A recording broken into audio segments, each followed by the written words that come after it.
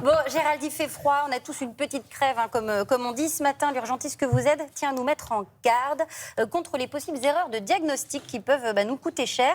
Si on a de la fièvre, qu'on a mal à la tête ou qu'on tousse, c'est pas forcément la grippe.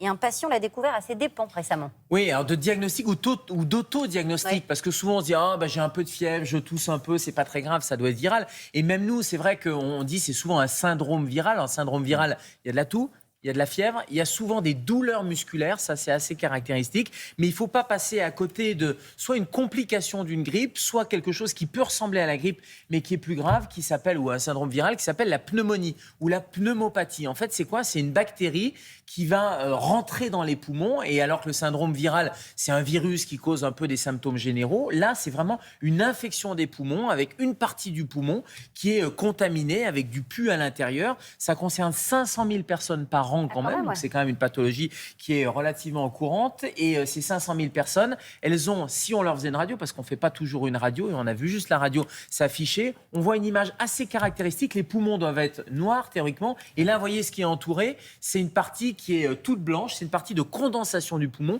En fait, il faut imaginer que c'est du pus à l'intérieur du poumon. Et du pus comme on a du pus Oui, comme on a du pus quand vous avez une espèce de blessure, et c'est la même chose dans le poumon. Ce sont des bactéries qui ont contaminé, les germes sont présents, ils sont dans l'air. Alors ça ne se transmet pas forcément d'une personne à une autre, c'est pas forcément contagieux, mais c'est dans l'air, vous respirez, puis parce que vous avez un système immunitaire un peu plus faible à tel ou tel moment de votre vie, ça va rentrer dans les poumons et ça va faire une pneumopathie. Bon, alors quels sont les symptômes à côté desquels il ne faut pas passer ? Alors, de la fièvre, mais vraiment, généralement, c'est de la fièvre 39-40, c'est pas juste une petite fièvre. Un essoufflement, parce que forcément, il y a une partie du poumon qui marche pas bien. Une douleur thoracique, quand vous avez une douleur comme un point de côté, ça aussi, ça doit attirer votre attention. Et puis de la toux, parce que ça va irriter. On imagine bien quand on a la plèvre qui est juste à côté du poumon, ça irrite. Et le mécanisme de défense qui est la toux va se mettre en marche. Là, il faut consulter.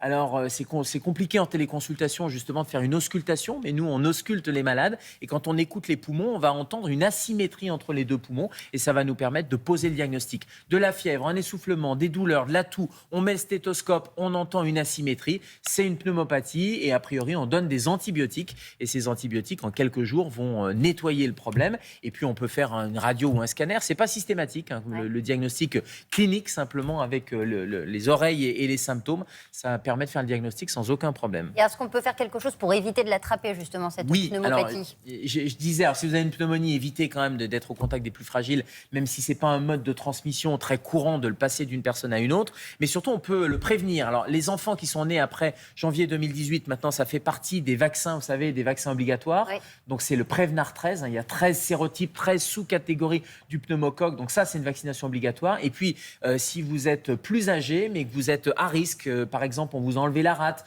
vous êtes insuffisant cardiaque, insuffisant respiratoire, ça peut valoir le coup de faire ce pneumovax, c'est-à-dire cette vaccination anti-pneumocoque aussi. Et je vous rappelle que la pneumonie, c'est la principale complication de la grippe. Donc on peut faire les deux en même temps. Anti-grippe, anti-pneumocoque. Merci beaucoup, Gérald.